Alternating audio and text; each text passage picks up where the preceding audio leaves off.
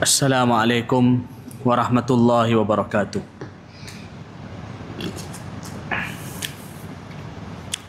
Bismillahirrahmanirrahim. Alhamdulillahi rabbil alamin. Wassalatu wassalamu ala asyrafil anbiya'i wal mursalin Sayyidina wa maulana Muhammad wa ala alihi wa sahbihi ajma'in. Subhanaka la ilma lana illa ma 'allamtana innaka antal alimul hakim. Wala haula wala quwwata illa billahil aliyil azim. Rabbi shrah li sadri wa yassir li amri wahlul 'uqdatam min lisani yafqahu qawli. Rabbana zidna ilma warzuqna fahma. Allahumma inna nas'aluka fahman nabiyyin wa hifdzal mursalin wa ilhamal malaikatil muqarrabin. Allahumma aghnina bil ilm wa zayyinna bil hilm wa akrimna bittaqwa wa jammilna bil afiyah wassalamah birahmatika ya arhamar rahimin. Amin ya rabbal alamin.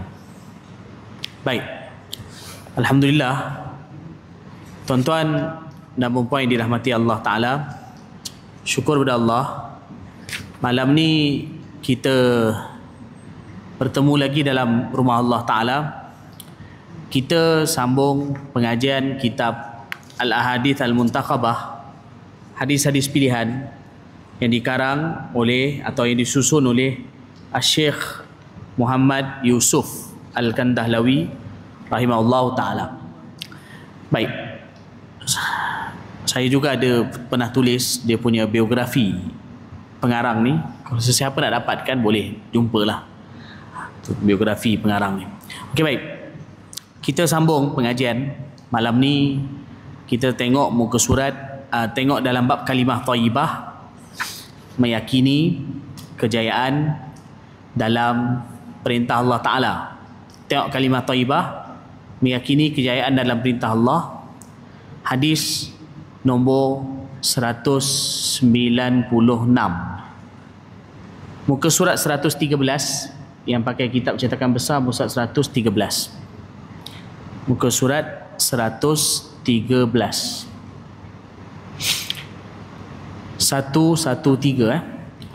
Tapi yang penting tengok nombor hadisnya 196 dalam bab kalimah thayyibah, meyakini kejayaan dalam perintah Allah Ta'ala. Baik, an Uqbah bin Amir radhiyallahu anhu qala, sebut nama perawi ni Uqbah bin Amir. Perawi ni antara sahabat yang pergi hijrah ke Mesir dan kemudian meninggal dunia di Mesir. Kubur beliau di Mesir. Uqbah bin Amir. An Uqbah bin Amir Al-Juhani, nama beliau. Al-Juhani daripada kabilah Juhainah. An Uqbah bin Amir radhiyallahu anhu qala, qala Rasulullah sallallahu alaihi wasallam, inna mathalal ladzi ya'malu sayyi'at thumma ya'malu al-hasanat kamathali rajulin kanat alaihi dir'un dayiqatun qad khanaqathu thumma amila hasanatan fanfakkat halaqatun thumma amila hasanatan ukhra fanfakkat halaqatun ukhra hatta yakhruja ilal ard. Baik, Sayyidina Uqbah bin Amir radhiyallahu anhu meriwayatkan bahawa Rasulullah SAW bersabda, sesungguhnya perumpamaan orang yang melakukan dosa kemudian dia melakukan amal kebaikan seumpama seorang lelaki yang memakai baju besi yang ketat sehingga mencekik lehernya. Kemudian dia beramal kebaikan, maka terungkai satu gelung rantainya. Kemudian dia beramal kebaikan lagi, maka terungkai satu lagi gelung rantainya, sehinggalah baju besi itu lolos ke bumi. Ataupun baju besi, bukan baju besi itu, hatta yakhruja ilal ard ni, sehingga orang itu dapat lolos ke bumi. Bukan baju besi itu, maksudnya orang itu dapat lolos ke bumi. Bukan baju besi, Maksudnya lafaz yakhruja tu dia merujuk kepada orang tu, bukan merujuk kepada baju besi. Dalam hadis tu kan, hadis akhir tu kan, hatta yakhruja ilal ard. Hatta yakhruja ilal ard tu kalau terjemah sehingga dia dapat keluar ke bumi. Dia tu masuk orang tu, orang yang diceritakan dalam hadis ni. Okey, baik. Tuan-tuan dan puan dirahmati Allah, manusia memang tak terlepas daripada kesalahan. Itu jelas. Sebab kerana manusia ni dia lemah. Jadi memang setiap orang tak terlepas daripada melakukan kesalahan ataupun kekurangan. Jadi dalam Quran pun Allah Ta'ala sebut bahawa kebaikan menghapuskan keburukan. Kan Allah sebut innal hasanati yudhibna sayyiat. Kebaikan ni melenyapkan atau menghapuskan keburukan.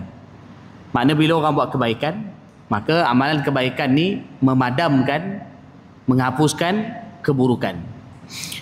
Jadi kerana itu dalam hadis pun sebutkan bahawa kalau orang dia solat, wuduk dan amalan lain, maka ini menjadi sebab kepada amalan dia tu dihapuskan oleh Allah. Amalan buruk dia dihapuskan Allah, kafarah lah, dihapuskan oleh Allah Subhanahu Wa Taala. Istighfar, lain-lain. Jadi kerana itu dalam hadis pun Nabi sallallahu alaihi wasallam suruh wa atbi'is sayyi'atal hasanata tamhuha. Susulilah keburukan dengan kebaikan. Susulilah keburukan dengan kebaikan, kerana kebaikan itu, nescaya kebaikan itu akan melenyapkan, memadamkan keburukan.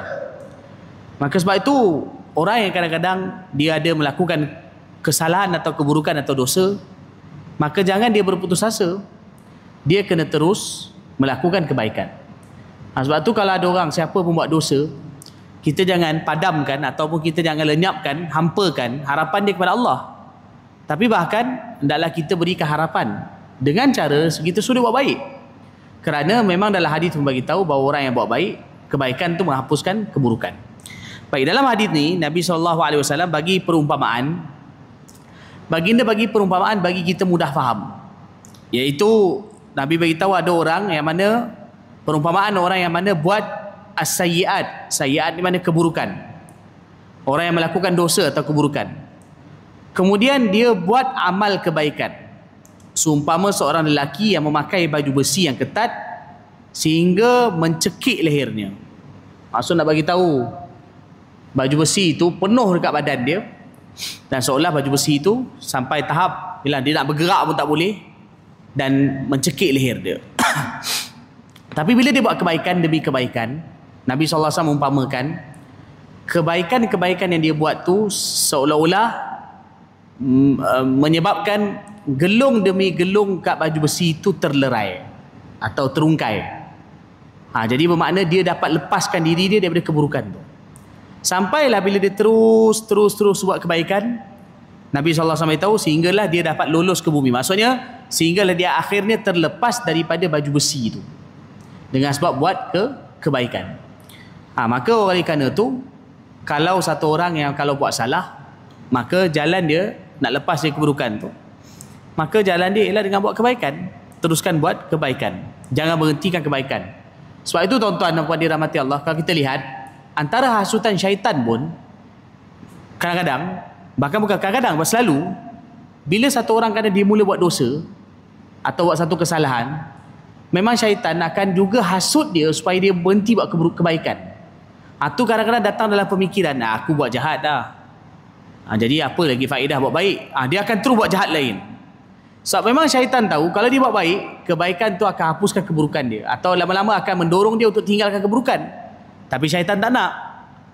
Maka dia hasut orang tu supaya tinggalkan kebaikan yang dia dah buat dan buatlah keburukan yang lain. Maka oleh kerana tu, kebaikan, kalau satu orang buat salah, maka susuli dengan kebaikan. Kebaikan itu akan hapuskan keburukan. Antara kebaikan juga istighfar. Istighfar taubat ni pun kebaikan juga, kan? Istighfar taubat kan kebaikan. Kan ada dalam hadis kan, satu orang sahabat bagi tahu, sebenarnya ayat yang saya baca tadi itu Ayat yang saya baca tadi tu, ada satu ketika Nabi SAW dalam satu dekat nak solat, dekat masjid. Satu orang sahabat datang. Dia tahu, "Wahai Rasulullah, saya telah buat satu dosa. Dosa ni habislah, binasalah saya." Dosa tu sebenarnya berkaitan dengan perempuan lah. Mungkin dia ada kacau perempuan ke apa ke, macam tu lah. Tapi dia pun tak jelaskan apa dosa tu. Tapi dia kata, "Aku dah buat satu dosa yang sewajarnya aku dihukum." Nabi SAW tak tanya dia lebih-lebih tentang apa yang dia buat. Tapi kemudian Nabi SAW tak lama lepas tu solat. Dia pun solat. Selepas dah selesai solat semua, dia pun datang lagi jumpa Nabi SAW, bagi tahu bahawa tadi maksudnya saya dah buat dosa. Macam mana dengan dosa saya tu yang berat tu? Nabi SAW bagi tahu, "Tadi bukankah kau dah hadir solat dengan kita semua? Kau dah solat dengan kami? Tadi kan dah solat sekali. Jadi bila solat, maka keburukan kau itu Allah dah hapuskan." Lelaki ni, kemudian Nabi SAW baca ayat Quran, "Wa aqimis salata tarafain nahar wa zulafan minal lail innal hasanati yudhibnas sayyiat dzalika dzikra lidzakirin." Makna ayat ni bagi tahu, orang yang dirikan solat, maka Allah hapuskan keburukan. Jadi antara keburukan, antara kebaikan juga solat. Maka dengan solat yang kau lakukan, hapuskan keburukan. Sahabat ditanya, "Yang perkara ni untuk aku juga atau untuk semua umat, seluruh umat?" Maksudnya keburukan, kebaikan, menghapuskan keburukan. Dia tanya, "Ini untuk aku juga atau untuk seluruh umat?" Nabi SAW itu bahkan untuk seluruh umat. Jadi apa dia, seluruh umat juga mendapat fadilat tersebut. Sebab itu kadang-kadang syaitan, kalau kita tengok, bila orang buat bila orang buat keburukan, syaitan akan juga dorong biasanya dia buat jahat yang lain. Sebenarnya sebab dia tahu kalau orang tu buat baik tu akan mendorong dia pula untuk buat baik yang lain dan akan tinggalkan keburukan. Tapi kadang-kadang dia akan stop orang tu daripada buat baik yang lain. Kita pula, tugas kita kena ajak orang ke arah kebaikan.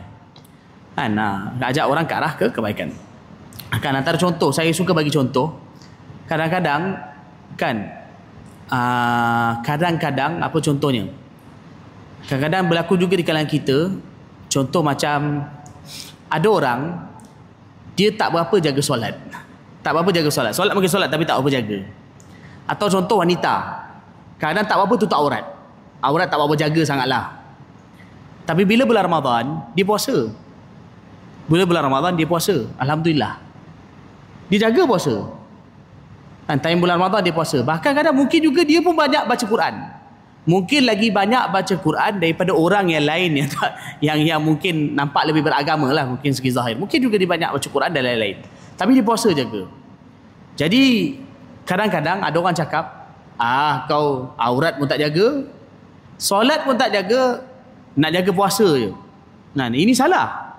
Ni percakapan macam ni selupa macam syaitan juga lebih kurang. Tapi jangan jadi syaitan. Maksud saya jangan jadi syaitan. Orang bila dah buat satu kebaikan, maka jangan hapuskan kebaikan dia buat. Yang kebaikan dia dah buat tu teruskan. Cakap pada dia, kekalkan kebaikan kamu tu.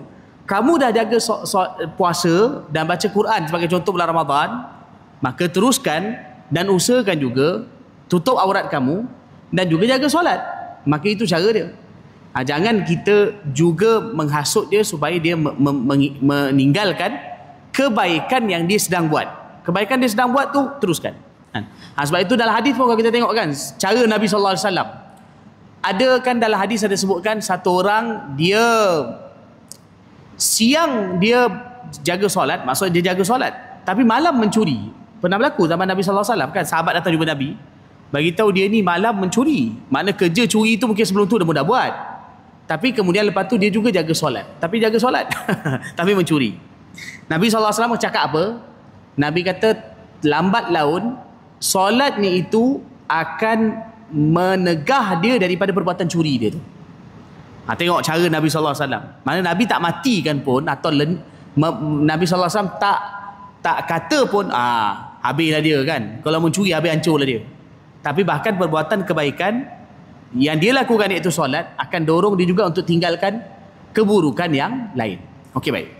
Maka sebab tu dalam cara berdakwah pun, atau kita pun sama-sama orang Islam pun, kawan-kawan kita, kalau ada orang melakukan apa-apa keburukan, kita galakkan pada dia taubat, istighfar dan kemudian buat kebaikan. Itu cara dia. Okey, baik. An Abdullah bin Abbas radhiyallahu anhuma annahu qala ma dhahara al-ghulul fi qaumin qat illa ulqiya fi qulubihim ar-ru'b wala fasha az-zina fi qaum qat illa kathura fihim al-maun wala naqasa qaumun al-mikyal wal mizan illa quti'a anhum ar-rizq wala hakama qaumun bighairi al-haqq illa fasha fihim ad-dam wala khatara qaumun bil ahad illa sullita alaihimul adu. Rawahul Imam Malik fil Muwatta. Ni tuan-tuan baca hadis ni seolah-olah semua perkara ni dah berlaku. Memang berlaku dah pun. Bahkan jelas berlakunya. Bila kita baca hadis ni, apa yang disebut dalam hadis ni semua berlaku. Dan berlaku begitu banyak. Lagi-lagi masa kini. Kita dengar apa hadis ni. Sayyidina Abdullah bin Abbas radhiyallahu anhu, beliau berkata, jadi bermakna riwayat ni dipanggil riwayat mauquf sebab yang kata Ibnu Abbas. Dia ada kata tak Rasulullah sallallahu alaihi wasallam kata? Tak ada kan? Bila tak ada kata Rasulullah kata, bermakna riwayat ni dalam hadis dipanggil riwayat mauquf. Mauquf ala bin Abbas, maksudnya ucapan Ibnu Abbas. Kalau satu riwayat disandarkan kepada Nabi sallallahu alaihi wasallam sendiri, maka istilah dia dipanggil marfu'. Kan kita kata hadis marfu'. Apa makna hadis marfu'? Hadis tu makna Nabi buat atau Nabi cakap. Tapi dalam hadis ni tak ada pun kata Nabi buat atau Nabi cakap. Bahkan yang cakap tu Ibnu Abbas. Maka sesuatu riwayat bila disandarkan kepada sahabat yang cakap atau buat, maka ia dinamakan mauquf. Riwayat mauquf. Mauquf kepada Ibnu Abbas. Mauquf kepada Ibnu Abbas. Tapi dia ada mauquf fi hukmil marfu'. Ada kadang sahabat cakap, tapi zahirnya apa yang sahabat tu cakap tak mungkin dia reka sendiri. Pasti dia cakap tu kerana dia pernah dengar sumbernya daripada Nabi sallallahu alaihi wasallam. Maksudnya sahabat kan tak mungkin mereka reka satu perkara. Ini sahabat memang tak buat macam tu. Orang kadang-kadang cakap mereka cerita, itu biasa. Orang biasa lah kalau orang biasa. Tapi sahabat tak macam tu. Jadi kadang satu sahabat kalau mereka cakap satu perkara yang zahirnya apa yang mereka cakap tu tak mungkin melainkan daripada Nabi. Pasti mereka dengar daripada Nabi. Sebab takkan mereka reka. Maka itu istilah dia dipanggil mauquf fi hukmil marfu'. Mauquf fi hukmil marfu' ni maksudnya riwayat tu mauquf, tapi dia dihukumkan macam marfu' juga. Marfu' tu maksudnya daripada Nabi. Maksudnya dia tak cakap Nabi cakap. Tapi oleh kerana kita tengok apa yang dia bagi tahu tu ialah tak mungkin dia reka sendiri melainkan ia daripada Nabi. Perkara tu tak mungkin dia ijtihad. Pandai-pandai dia cakap, dia reka. Maka itu istilah dia dalam ilmu hadis dipanggil mauquf fi hukmil marfu'. Mauquf tetapi dihukumkan macam marfu'. Okey? Mauquf fi hukmil marfu'. Marfu' saya betul dah. Memang Nabi cakap atau Nabi buat. Mauquf sahabat cakap atau sahabat buat. Tapi di sini mauquf tapi hukum dia sama macam marfu'. Seolah-olah kerana tak mungkin dia reka sini. Kita tengok apa dia cakap, apa yang beliau bercakap. Sayyidina Abdullah bin Abbas radhiyallahu anhu berkata, apabila berlaku khianat pada harta rampasan dalam satu kaum secara terang-terangan, maka akan dicampakkan dalam hati mereka kegerunan terhadap musuh. Apabila berlaku khianat pada harta rampasan dalam sesuatu kaum secara terang-terangan, maka akan dicampakkan dalam hati mereka kegerunan terhadap musuh. Baik, sambung. Sekiranya tersebar zina dalam satu kaum, maka akan berlaku banyak kematian. Sekiranya dan apabila sukatan dan timbangan dikurangkan dalam satu kaum, maka akan diputuskan rezeki daripada mereka. yakni keberkatan rezeki akan diangkat. Apabila ketidakadilan berlaku dalam kalangan satu kaum, maka akan tersebar pertumpahan darah. Dan apabila satu kaum memungkiri janji, maka mereka akan dikuasai musuh. Hadis riwayat Muwatta' Imam Malik. Riwayat ini daripada Muwatta' Imam Malik. Baik. Kita tengok dulu apa Sayyidina Abdullah bin Abbas radhiyallahu anhu kata. Maknanya jelas apa yang beliau kata ni confirm beliau tak reka sendiri. Pasti yang beliau cakap ni ialah daripada Nabi sallallahu alaihi wasallam. Itu sudah pasti. Sebab takkan dia bagi tahu benda ni pandai-pandai beliau cakap sendiri. Tapi daripada apa yang beliau faham daripada Nabi sallallahu alaihi wasallam. Okey, apa beliau kata? Apabila berlaku khianat pada harta rampasan, dia dalam kalau tuan-tuan tengok bahasa Arab tu, ma zaharal ghulul fi qaum qat illa ulqiya fi qulubihim ar-ru'b. Dia lafaz ghulul ni makna dia kalau harta rampasan perang ghanimah,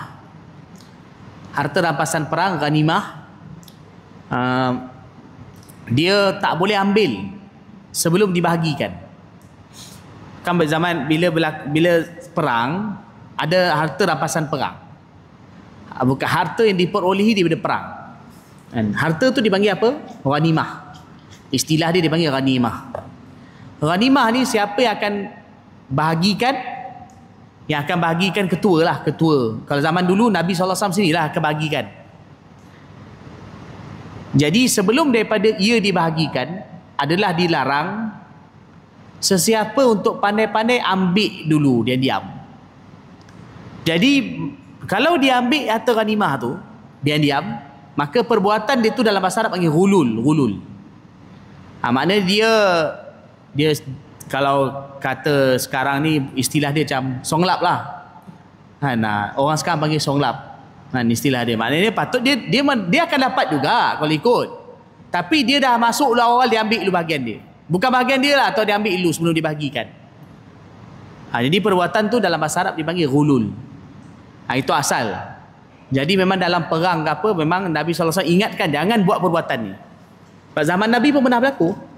Ada orang yang ambil tu. Dan lepas tu juga dia mati kan.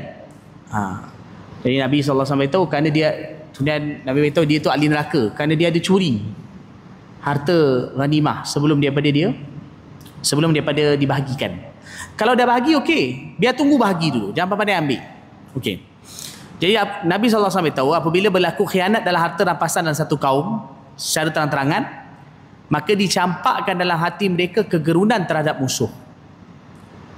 Dia boleh jadi juga hadis ni walaupun lebih cerita pada harta ghanimah, tapi boleh jadi juga maknanya orang yang mana mengambil harta-harta umum.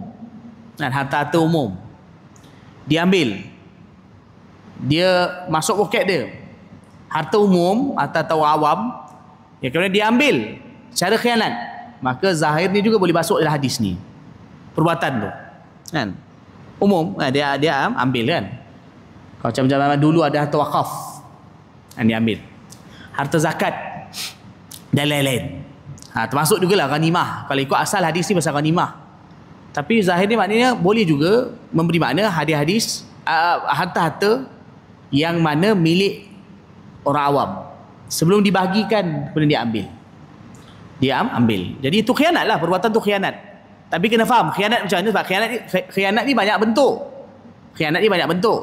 Tapi ni khianat dengan mengambil sebelum dia dibahagikan. Okey, suatu harta. Okey, itu pertama. Kalau buat macam tu apa dia? Dicampakkan dalam hati mereka kegerunan terhadap musuh. Lepas tu tak takut. Patutnya musuh takut dengan dia, tapi dia takut dengan musuh. Okey, apa lagi? Sekiranya tersebar zina dalam satu kaum, maka akan berlaku banyak kematian. Na'udzubillah. Ni banyak berlaku kematian, Allah Ta'ala boleh buat. Kerana mungkin dengan cara Allah Ta'ala hantar penyakit. Tapi penyakit akan berlaku kematian. Banyak berlaku kematian. Zina. Jadi sekarang ni antara perkara yang menakutkan ialah juga berlakunya zina. Antara sebab utamanya iaitu pergaulan bebas. dan juga iaitu kerana pergaulan bebas yang paling utama lah, kan. Bila bergaul bebas maka akan jadi tersebarnya zina. Dan juga ialah maknanya sebenarnya tidak juga menjaga agama, maka ini akan menyebabkan bertambahnya berlakunya zina. Tapi dia perkara yang begitu penting iaitu dengan pergaulan. Jadi akan banyak berlaku kematian. Apabila sukatan dan timbangan dikurangkan dalam satu kaum, maka akan diputuskan rezeki daripada mereka, yakni keberkatan rezeki akan diangkat. Ni yang maksudnya meniaga tipu.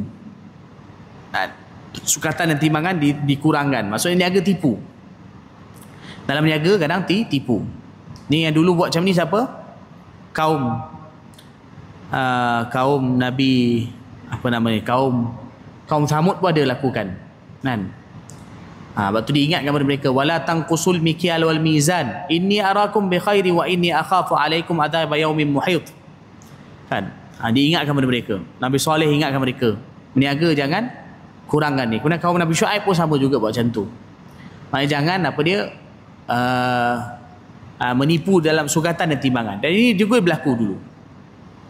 Jadi ini mana Nabi SAW kata, Ibnu Abbas radhiyallahu anhu kata, kalau orang menipu dalam perniagaan, contohnya kurangkan sukatan atau timbangan, maka diputuskan rezeki daripada mereka. Yakni keberkatan rezeki akan diangkat. Kadang mungkin duit banyak tapi rezeki berkat tak ada. Tak pernah rasa cukup. Dan tidak pernah rasa cukup. Okey, baik. Kurangkan timbangan. Okey. Apabila ketidakadilan berlaku dalam suatu kaum, maka akan tersebar pertumpahan darah. Dia kalau kat sini dia beritahu wala hakama qaumun bighairil haqq ni, maksudnya keputusan yang dibuat dalam perbicaraan diputuskan dengan bukan cara hak, maknanya dengan cara yang salah.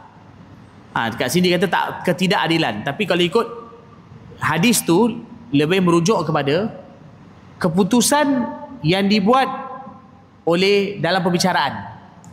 Hakim ke qadi ke mahkamah ke, mana putuskan dengan cara yang tidak adil. Mana kadang orang tu tak salah, dihukum salah, kan? Atau orang tu salah tapi dikatakan tak salah. Macam itulah, maknanya tidak diputuskan dengan cara betul, dengan cara yang hak. Mana kadang memang dah sabit salah tapi kadang tidak dihukum salah, atau mungkin tidak salah tapi dihukum dengan salah, kan? Jadi bila ini berlaku, dalam Ibnu Abbas kata, maka akan tersebar pertumpahan darah. Yalah, satu kadang keputusan dibuat tu kadang mungkin orang tu sepatutnya tak bersalah, tapi kemudian dihukum salah, maka akan berlakunya ialah maknanya dia akan dihukum bunuh. Dan ini banyak berlaku.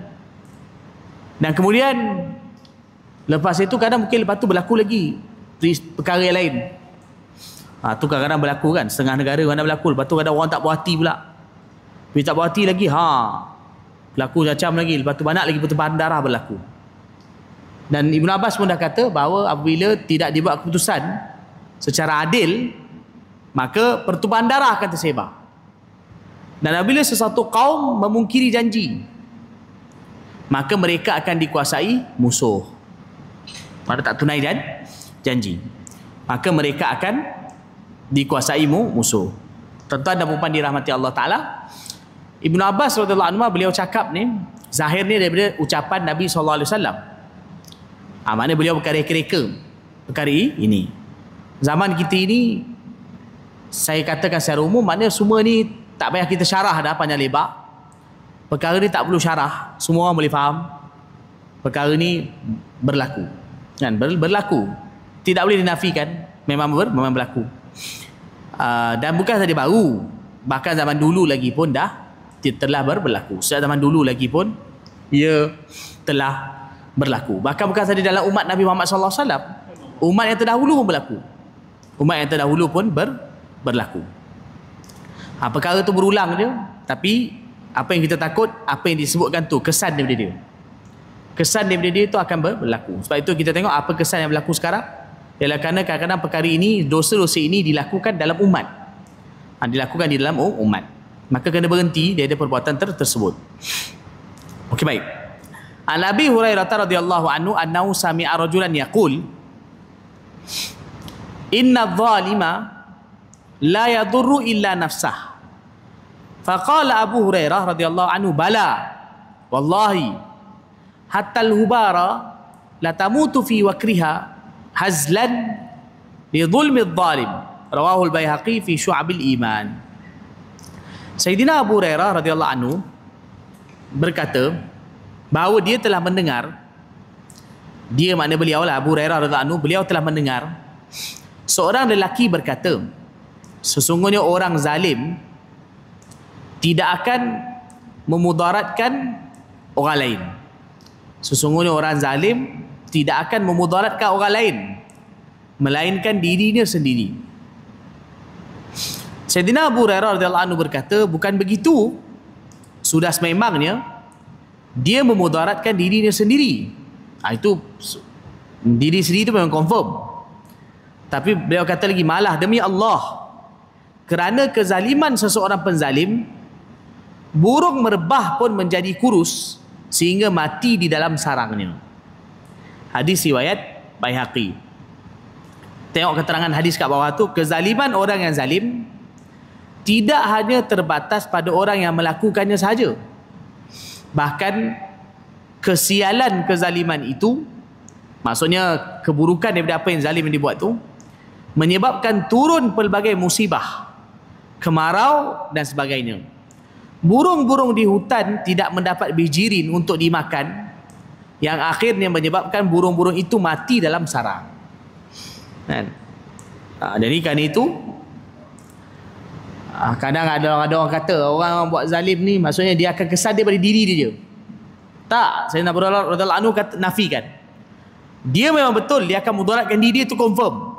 Tapi juga makhluk Allah yang lain pun akan dapat kesan daripada dia. Bukan saja manusia, bahkan menjangkau sehingga kepada binatang. Tu yang Abu Hurairah radhiyallahu anhu kata. Ini pun dibagi sama juga. Ini pun mauquf ni. Hadis ni mauquf. Dia bukan marfu', hadis ni mauquf. Yang kata ni Abu Hurairah radhiyallahu anhu. Tapi lah zahirnya beliau pun kata daripada apa yang beliau faham dari hadis Nabi sallallahu alaihi wasallam. Maknanya apa dia? Maknanya manusia, kesimpulannya manusia ni bila buat jahat, langgar perintah Allah, zalim ni tuan-tuan, kadang bukan makna zalim tu kita faham kadang zalim ni daripada orang je. Tapi termasuk juga dikatakan zalim, iaitu satu orang dia melanggar perintah Allah Ta'ala. Jadi kesan dia bukan hanya pada diri dia sahaja, bahkan juga kesannya kepada manusia yang lain, dan juga kesannya berlaku kepada binatang pun berlaku. Binatang pun berlaku. Kadang jangan ingat kesan dia kat manusia je. Kan?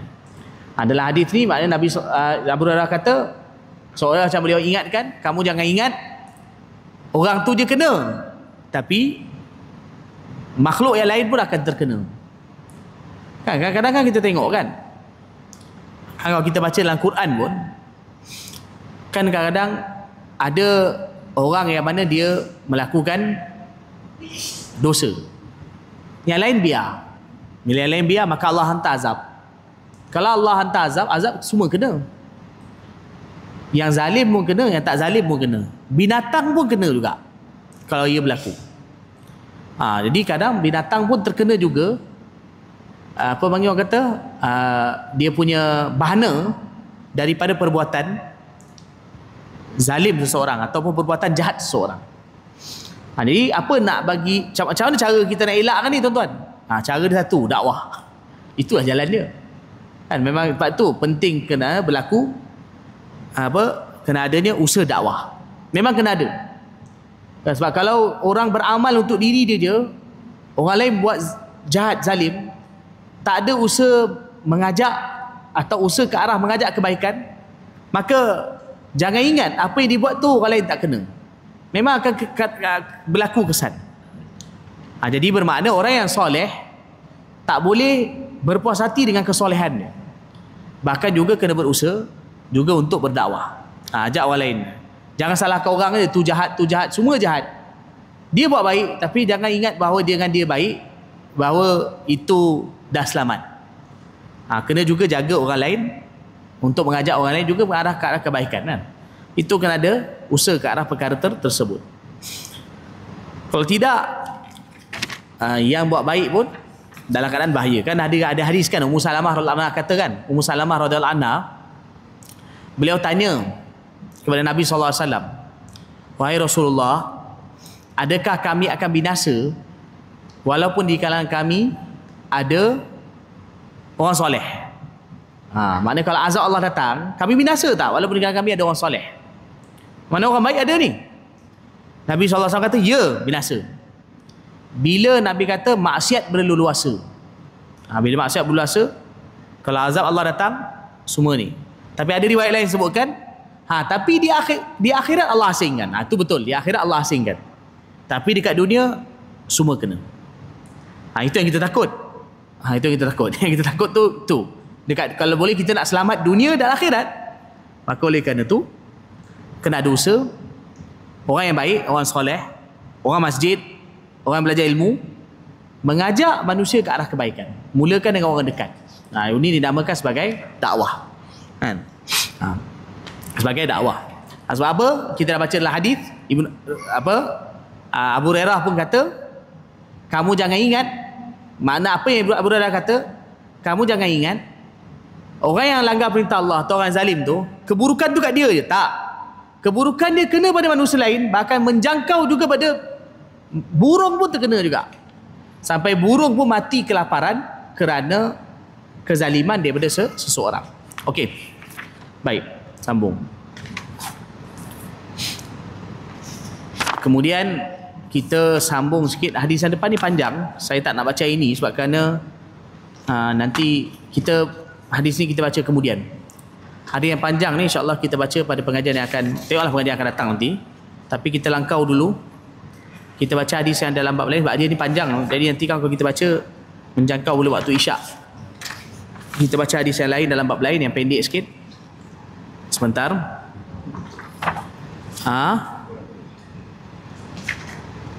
Kat mana yang kita dah baca ilmu dan zikir ni? Kejap nanti.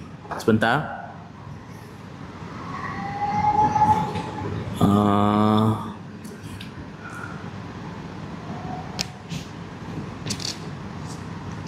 Boleh baca satu hadis pasal bab doa tu. Tengok ilmu dan zikir. Zikir serta doa Rasulullah sallallahu alaihi wasallam.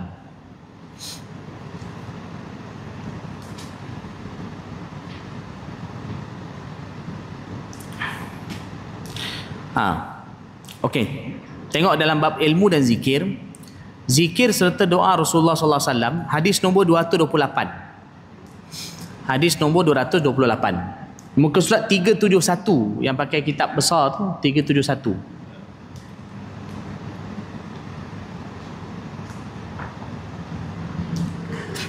Hadis nombor 228 muka surat 371. Ilmu dan zikir serta doa Rasulullah sallallahu alaihi wasallam. Okey baik.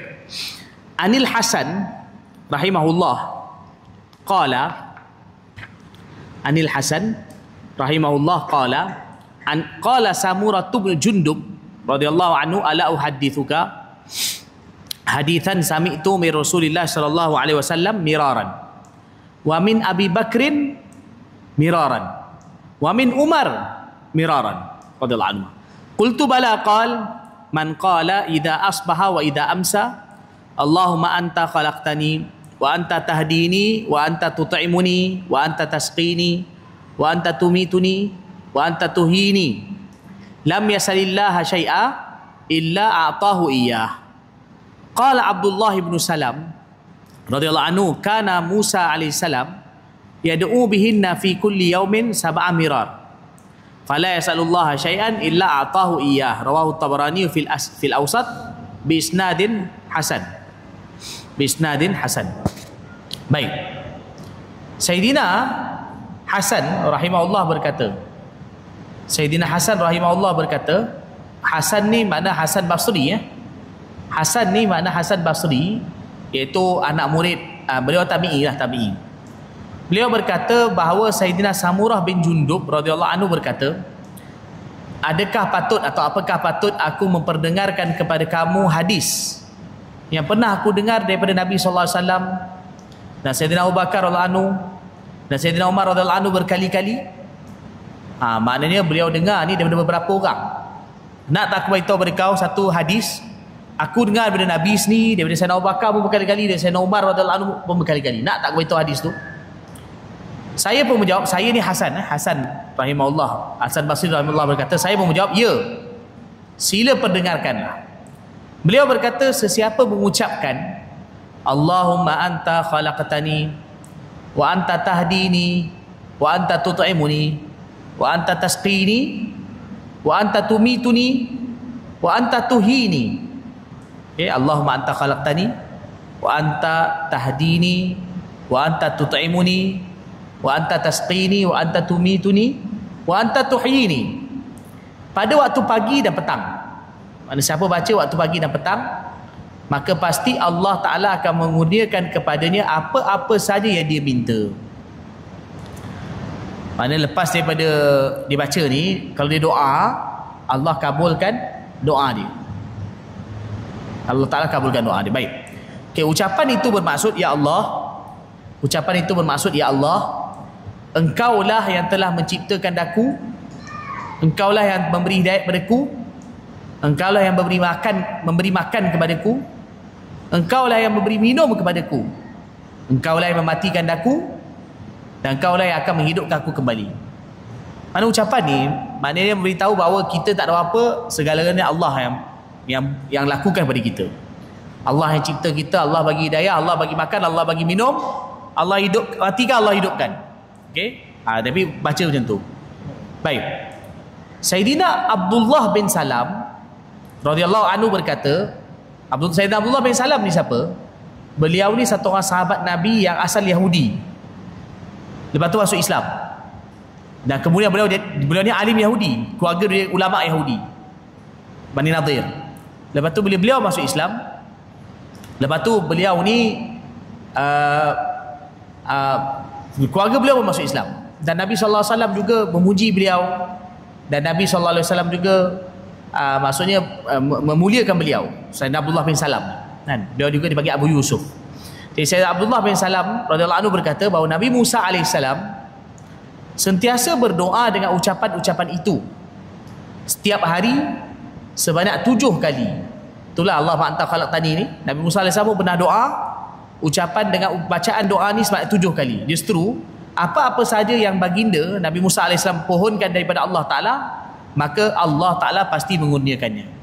Mana hadis ni bila sampai pada Abdullah bin Salam radhiyallahu anhu, sahabat Nabi yang dulu dia ni ahli kitab, ulama Yahudi, lepas tu masuk Islam. Jadi oleh kerana beliau ni ahli kitab, beliau tahu cerita tentang kisah Nabi Musa AS dulu dan lain-lain Nabi. Beliau kata Nabi Musa dulu pun pernah baca doa ni. Dan bila baginda Nabi Musa AS baca doa ni 7 kali, Allah kabulkan doa baginda, lepas baginda minta dengan doa ni sebab lepas tu. Jadi mana boleh amalkan, boleh baca, tapi kena hafal lah kan, baca. Kalau siapa ada hajat ke, baca doa ni boleh baca. Kalau baca sekali pun boleh, tapi kalau nak baca 7 kali ke pagi petang, kalau ada apa-apa hajat khusus, doa kepada Allah supaya Allah Ta'ala kurniakan hajatnya itu. Allahumma anta khalaqtani wa anta tahdini wa anta tut'imuni wa anta tasqini wa anta tumituni wa anta tuhini. Ya Allah, kau cipta aku, kau bagi aku hidayah, kau bagi aku minum, makan, kau bagi aku minum, kau juga matikan aku, kau juga hidupkan aku. Lepas tu doa. Kau nak baca 7 kali pagi, 7 kali petang, dan kalau apa-apa ada hajat khusus, maka doa dengan doa ini. Ini sebenarnya salah satu hadis lah Nabi SAW. Sebenarnya ada lagi doa-doa yang lain yang juga Nabi bagi tahu siapa yang doa dengan sekian doa Allah kabulkan. Tapi ini antara dia juga. Maka boleh dibaca. Seingat saya, tak salah saya, dalam Hizbul Azam pun ada doa ni. Ada juga doa ni. Okey, baik. Wallahu alam. Baik. Wa sallallahu ala sayyidina Muhammad wa ala alihi wa sahbihi wa baraka wasallam. Walhamdulillahi rabbil alamin. Subhanallah bihamdi, subhanakallahumma bihamdika, nasyhadu an la ilaha illa anta, nastaghfiruka wa atubu ilaik. Subhana rabbika rabbil izzati amma yasifun wa salamun alal mursalin, alhamdulillahi rabbil alamin.